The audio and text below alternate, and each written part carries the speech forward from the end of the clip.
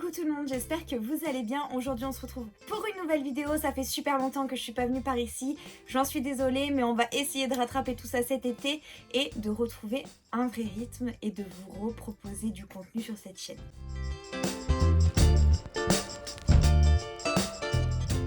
Aujourd'hui, je suis venue vous parler, comme vous l'aurez vu dans le titre, de livres Disney. Si vous me suivez sur ma chaîne perso, vous savez que la lecture, les livres, c'est vraiment une passion chez moi, j'adore ça. Et forcément, ça s'allie bien quand même avec ma passion pour Disney. Donc j'ai décidé de faire une petite saga sur cette chaîne où potentiellement une fois par mois, une fois tous les 2 mois, on verra comment on a envie d'organiser ça. J'avais envie de vous proposer, de vous présenter une collection de livres Disney, donc une ou plusieurs, ça dépendra de la quantité que j'ai aussi, et de vous présenter un petit peu ce qui se passe, de voir un petit peu de quoi ça parle, comment c'est écrit, comment c'est fait, etc.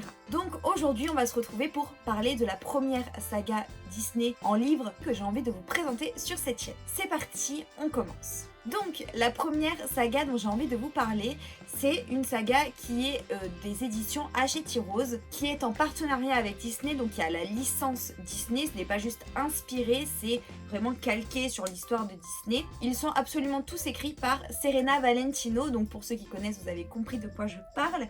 Il s'agit d'une saga complètement dédiée aux vilains Disney. Pour ma part, j'en ai déjà 8 dans cette collection. Il me semble pas en avoir loupé.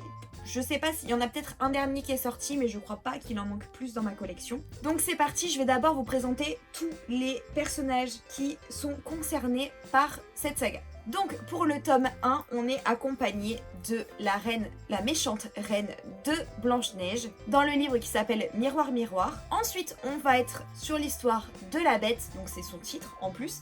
Donc histoire tirée de La Belle et la Bête. Ensuite, on a Pauvre âme en perdition qui est consacrée à Ursula de la Petite Sirène. Ensuite, on a un livre sur Maléfique, donc de l'histoire de la Belle au bois dormant, qui s'appelle Maîtresse de tous les maux. Pour le 5e tome, on va aller plus dans le monde de Réponse avec Mère Gothel sur le livre qui s'appelle N'écoute que moi. Ensuite, il y aura Les étranges sœurs, ça je vous en parlerai un peu plus tard, c'est pas tiré d'un film Disney, on va en parler tout à l'heure. Ensuite, j'ai donc l'avant-dernier tome qui est sorti, ou du moins que j'ai en ma possession. Il s'agit de Cruelle Diablesse, donc Cruella des Villes, descend un dalmatien. Et pour finir, j'ai le livre Cœur de Pierre qui parle de Madame de Trémène, qui est la belle-mère de Cendrillon dans le film Cendrillon. Donc voilà tout pour ces 8 tomes. Donc je voulais vous les présenter d'abord pour qu'on voit un peu le panel de méchants qui sont déjà sortis. Et maintenant je vais vous parler un petit peu plus de ce que c'est cette saga. Alors c'est pas une saga comme d'autres, c'est-à-dire que ici on est vraiment sur quelque chose qui est relié par un fil conducteur, par un fil rouge dans tous les tomes de cette saga. C'est-à-dire que les étranges sœurs, elles, amour ça va. C'est-à-dire qu'on a 3 sœurs qui vont se répercuter un petit peu dans tous les tomes. En tout cas moi j'ai lu à ce jour la moitié des livres, donc j'en suis j'ai lu le 4e, il va falloir bientôt que j'attaque le 5e, mais en tout cas j'ai lu donc la moitié, et pour l'instant dans tous les tomes elles font leur apparition, donc il y a un fil conducteur. Qui plus est, on a des histoires qui se relient, des méchants qui se connaissent et du coup on en parle un petit peu partout, d'autres personnages aussi qui apparaissent dans un puis dans l'autre, etc. Tout ça est complètement relié. Certains vous diront que vous pouvez, comme on me l'a dit à moi, et j'entends, on peut lire chaque livre séparément. Ça c'est tout à fait possible, mais pour ma part je trouve ça un petit peu dommage parce que en fait moi j'avais acheté en premier Perdition et le livre sur Ursula et le livre sur Maléfique, et j'avais commencé à les lire et en fait je me suis rendu compte qu'il y avait un problème parce que je comprenais pas toute l'histoire. C'est-à-dire que le début me paraissait un petit peu intriguant parce que je me suis dit mais en fait c'est une suite. Et en réalité c'est complètement ça, c'est-à-dire que chaque livre, même si c'est chaque méchant différent, je trouve que c'est mieux de commencer par le premier tome et de filer ensuite sur les autres. Surtout que pour l'instant il n'y en a pas encore énormément, c'est plutôt rapide à lire.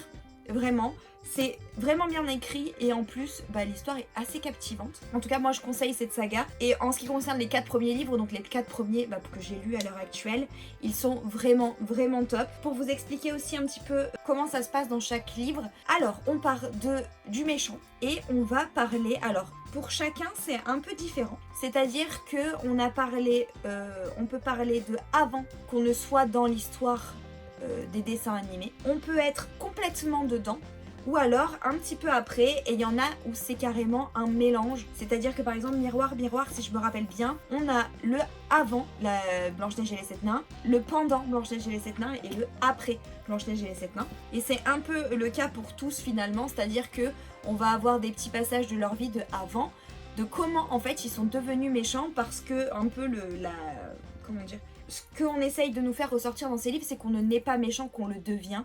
Et en fait, grâce à ces livres, on apprend le pourquoi du comment ils deviennent méchants. Et franchement, à chaque fois, quasiment en tout cas, à vraiment quelques petits détails près, mais on est vraiment sur l'histoire qu'on trouve dans les films Disney. Et ça, je trouve ça incroyable, parce que du coup, c'est pas du tout perturbant, c'est les personnages qu'on connaît.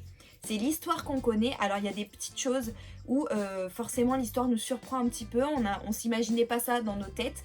Par exemple dans l'histoire de la Bête, il y a quelque chose entre Gaston et la Bête qui m'a perturbée, parce que je n'imaginais pas ça comme ça. Mais pourquoi pas, après tout l'histoire est bien ficelée quand même. Et ça donne envie de découvrir un petit peu l'histoire de tous ces méchants. En plus, je trouve les couvertures absolument magnifiques. Enfin, vous les avez toutes vues du coup, mais je trouve que les couvertures sont super belles. Comme je vous disais, Serena Valentino écrit vraiment bien quand même. La saga date de... j'ai pas envie de vous dire de bêtises. C'est assez récent en fait, ça date de 2020. Donc c'est pas si vieux, ils en ont déjà quand même sorti 8. Donc c'est plutôt rapidos. Mais en 2 ans, ça va encore, on va dire. Là, je crois que ça s'est un petit peu calmé. Je sais même pas si c'est pas fini.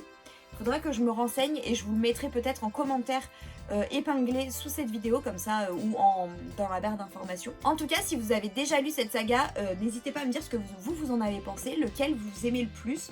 Moi, en tout cas, dans les 4 premiers, celui que j'ai le plus aimé, je pense que c'est celui sur Maléfique. Bien qu'ils soient tous incroyables, parce que j'allais dire Miroir aussi, mais en fait la Bête a ses moments incroyables aussi. Et Perdition, c'est pareil. Mais je pense que je préfère un petit peu Maléfique, parce que c'est une de mes méchantes, si ce n'est ma méchante préférée. Mais comme je vous disais, j'ai fort hâte de découvrir la suite, et du coup de découvrir un petit peu plus sur les étranges sœurs qui sont en fait dans tous les premiers tomes, et pour lesquels on connaît pas tellement l'histoire. Donc à la fin, là, donc dans le 4e tome, on commence à en savoir, en apprendre un petit peu plus, et c'est plutôt cool. Donc c'est pour ça que j'ai hâte de découvrir la suite et d'en savoir plus sur leur propre histoire, et de voir un petit peu d'où elles viennent. Parce que moi je pensais en fait au tout début, donc quand j'ai lu Miroir, que ça correspondait un petit peu aux 3 vieilles dames dans Hercule, celles qui coupent le fil de la vie avec les yeux là. Mais je pense pas que ce soit elle, mais elle me faisait penser à elle en tout cas. Mais bref, du coup j'ai hâte de voir un petit peu qui sont ces femmes, pourquoi elles sont là, vraiment le fin mot de l'histoire, et comprendre, même si on commence à nous l'expliquer au fur et à mesure des tomes, mais j'ai quand même hâte de découvrir leur propre livre. N'hésitez pas aussi à me dire en commentaire quelle saga vous suivez, quelle série de livres vous avez, quelle collection vous me conseillez aussi, pourquoi pas. N'hésitez pas à liker la vidéo si ce concept vous plaît, n'hésitez pas à vous abonner à la chaîne si ce n'est pas encore fait. Sur ce, je vais vous laisser là, ça aura été une vidéo assez courte, mais je trouvais ça un peu sympa de faire des vidéos un peu plus courtes aussi de temps en temps sur cette chaîne, et des vidéos un petit peu plus chill, et où on parle un petit peu de sujets intéressants en rapport toujours avec Disney bien entendu. En tout cas, moi je vous embrasse très fort, on se dit à très vite pour une nouvelle vidéo. Ciao ciao.